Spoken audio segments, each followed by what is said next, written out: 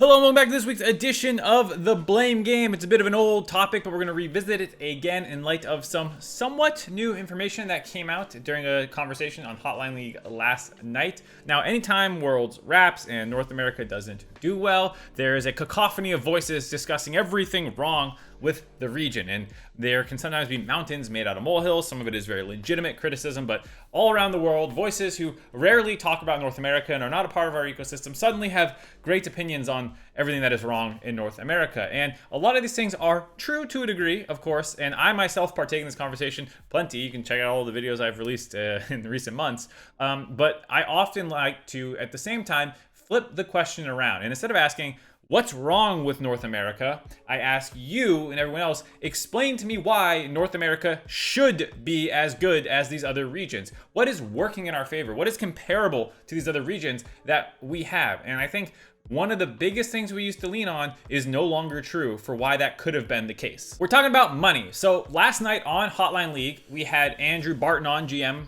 I think he's GM for EG, and then Papa Smithy was in the Twitch chat as well, as we were discussing, did the bubble burst? Did player salaries went down a little bit this offseason, but exactly how much? You know, where's the NA spending power kind of at? And then during that time, we were also talking about LCK money and LPL and stuff like this, and it became pretty clear, and we outright talked about it and said the fact that North America's purchasing power, in a sense, is the lowest it's ever been. And for a long period of time, when I asked that question, why should North America be good? There's a whole list of reasons that they actually shouldn't be comparable to the other major regions, why it makes sense that we are the weakest of the other major regions. And the one thing that we had a hat on was that we had money.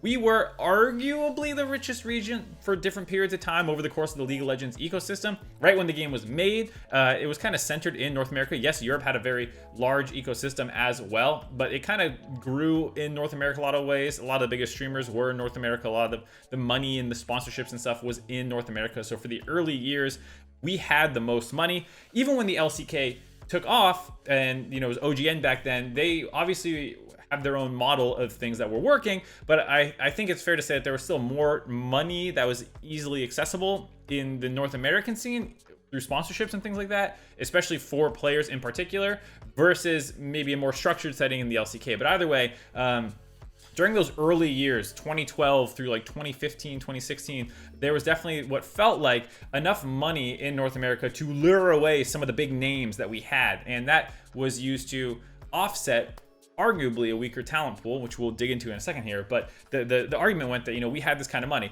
And this was especially true with all the kind of VC money and outside money that came in during franchising, when a lot of people spent big to become a part of the league.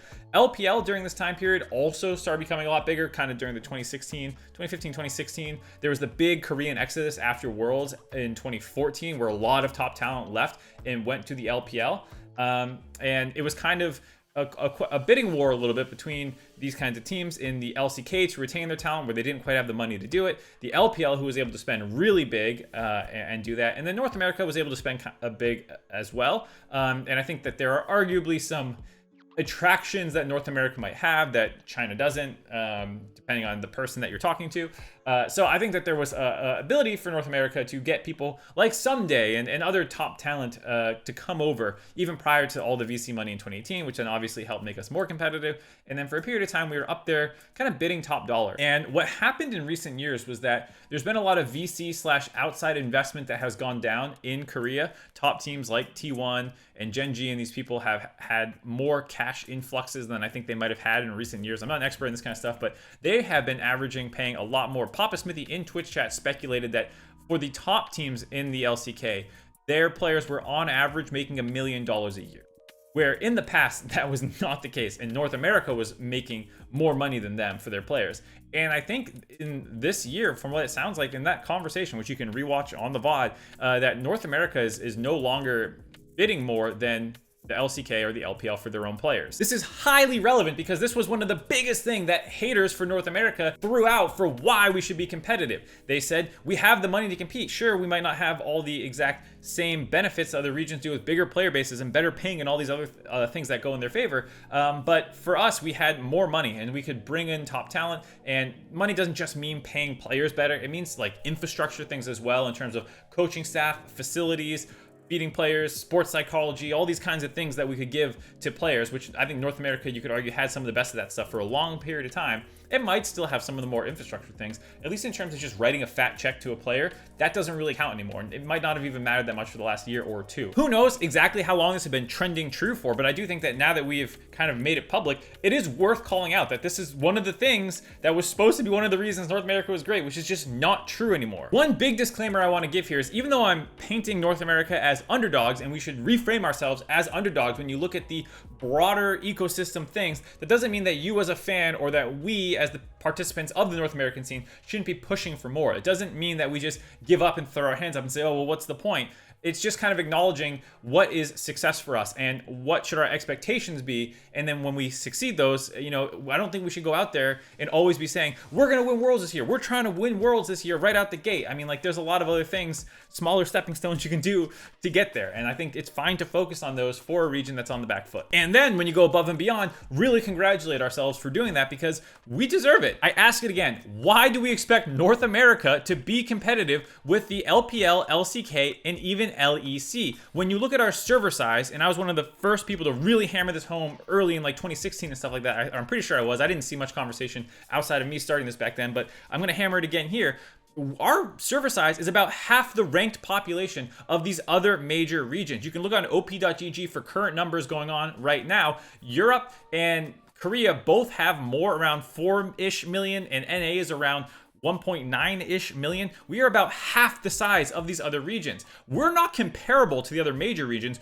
Our closest comparison point is actually Brazil. No shade on Brazil, but we have always been way, way, way better than them and have performed much better at international competition. And I think a big reason for that is because of the money advantage that we used to have and being able to lure top talent. Even if it's not more money than these other regions going forward, it's still a lot of, like I said, those ecosystem things, the infrastructure that we're able to have, paying players better, bringing in top talent, more talent than the CBLOL can realistically bring in.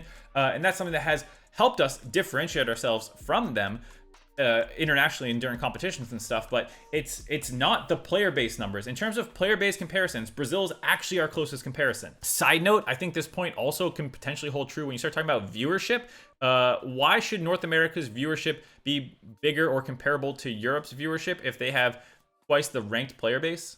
Therefore, people who care about competition, in theory, even if they do watch us and there's a big bleed over of viewers, it would make sense that our broadcast is less viewed when you take into all the different language streams that can go on for the LEC. So anyways, that's a tangent. Not going to go down that rabbit hole. Not only do we have roughly 50% less players than the other major regions, and we're not going to touch China. China has like 10 to 50x our numbers, depending on what you want to believe when you read online.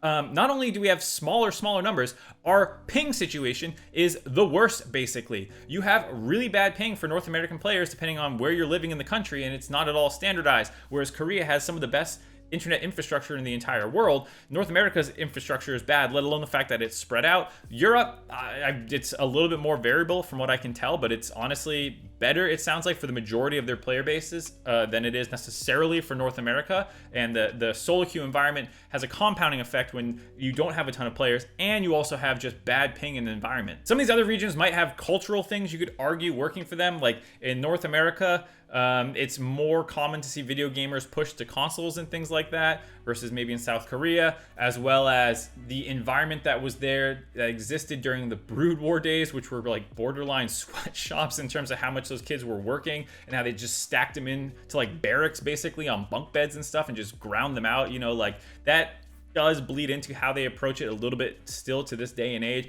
Not saying it's a healthy thing, but like in terms of competitive advantage, you could argue that's something that they have. Like, there's really not many things that you can point to North America and say, this is why we should be competitive with Korea.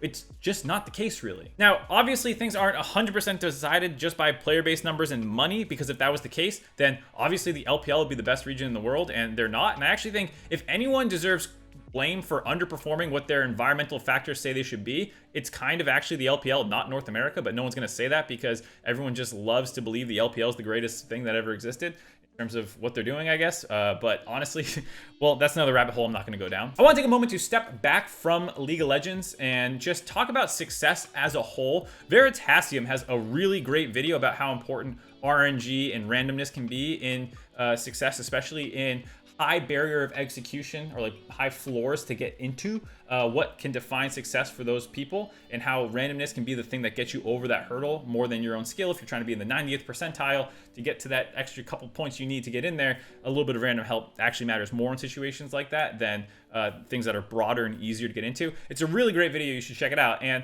I've thought a lot about success in my time, and I don't know if other people have this equation or something similar. You can probably find it around. I'm not saying this is a 100% original idea, but this is at least how I frame it in my mind. My formula for success, generally speaking, would be work times talent plus randomness equals success. And you can break these things out into subcomponents as well. For example, work is both the quality of the work you're doing and the quantity of the work that you're doing. And in a lot of cases, it's easier to spend more time on something than it is to do it smarter or better and more efficiently. And this is especially to bring it back into League of Legends, especially true in a situation where the way that you practice is the same kind of for everyone in the world. You scrim and you do VOD reviews because there's no tools that really exist to practice in smarter ways. You can have a better approach and mindset to how you scrim. You might have a couple efficiency things that you do better. You might approach draft and prep better. But at the end of the day, you're largely doing the same methodology around the world. And it's hard to be 50% more efficient than your opponent or something like that. But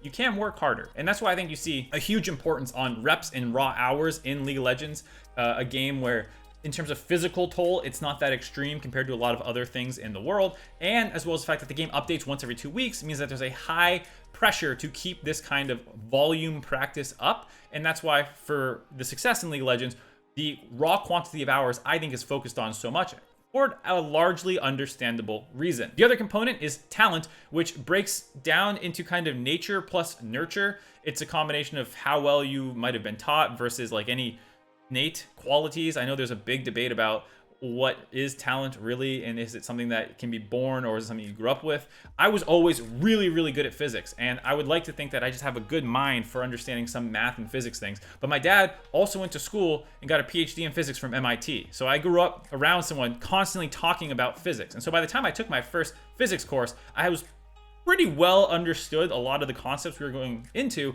and I had this kind of base. Now, is that nature or nurture? Did my dad, good at physics, give me genetics that helped me think about that kind of stuff better? Or was it just kind of being around someone who understood those things at a high level? I'm not really here to get into that. But my point is that talent is some combination of innate factors as well as environmental factors that set you up in a situation for when you start applying yourself to the work portion, how well suited you are for that work means that you are able to make gains faster or strides faster, or can reach higher ceilings or plateaus than people who might have legitimate physical disadvantages, whether that be like neurological or physiological problems that they have that may hinder their ability to reach those same levels. Finally, RNG, like we said, this is just kind of random factors that go into like how good you can be at something, and this will determine your success. And you can talk about success, whether it be a percentage of tries of something that you succeed at, or a score that you think you can reach, that, or some percentile that you think you can hit in terms of people attempting to do the same thing. Now, this equation also can be kind of morphed in my mind to talk not just about an individual, but also a region or like a broader group or set of people. So, you know, in a situation like for League of Legends, the work component translates pretty directly. How much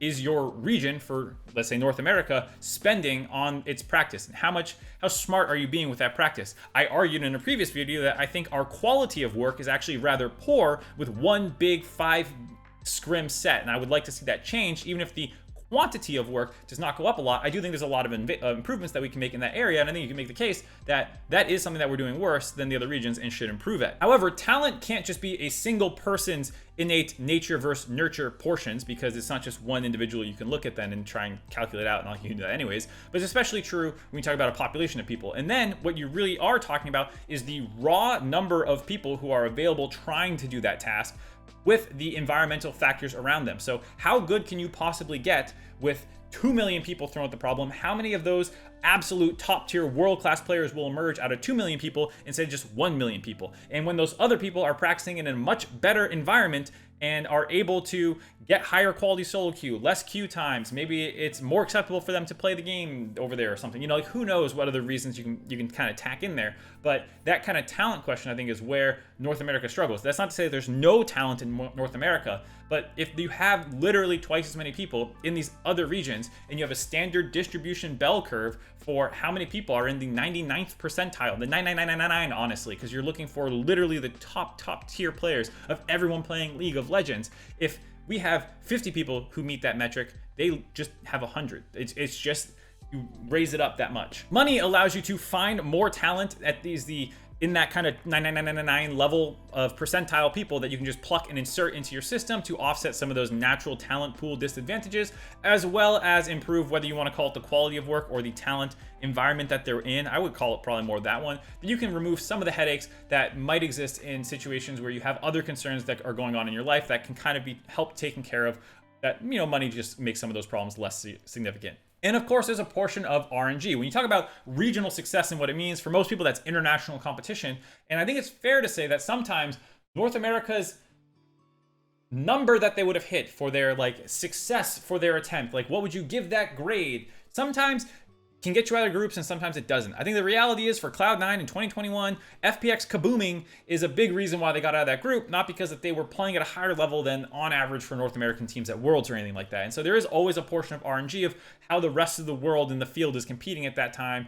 And maybe they get food sicknesses or something else happens, and for some reason you're able to win some extra games on that day, and suddenly you're a success, even though you maybe didn't do anything that radically different than the rest of the field or people who have competed at Worlds in North America before. Anyways, I don't have a super specific point for why I wanted to talk about this equation, but I do think it's just a good way of framing some of the more abstract topics of things like what does it mean to have more money and where can it help you out. And I always think it's good to acknowledge the other factors that are going in, and especially for North America to say, okay, when you look at that equation, do we have better components than these other regions? And the answer is no. No, we do not. And to go out and expect us to do just as good as Europe, or just as good as LCK, or just as good as LPL, I think it's disingenuous to the reality of the landscape we compete in. Of course, you can do better than what your immediate environmental factors say you should do. For example, like I said, the LCK versus the LPL. But at the end of the day, you do have these kinds of limits that you have to deal with. And I think that's the case for a lot of the minor regions as well, for why they are minor regions and why they are the underdogs and why they have to fight up. North America is definitely closer to the major regions in a lot of the resources that they do have. And I'm not saying that we should be called a minor region or something like that. I'm just saying I don't want to ignore the differences in the regions that exist. Anyways, that's gonna do it for this episode of The Blame Game. Thank you all so much for watching. I will catch you all next week for more random bullshit that I feel like talking about. Anyway, see you all. Subscribe. Thank you to Alienware for sponsoring this video. Go check them out. They do a bunch of really cool stuff. And buying from this link that I'm pointing at right now actually really helps out the channel. They make amazing hardware, which allows me to make somewhat amazing content. I'll let you decide.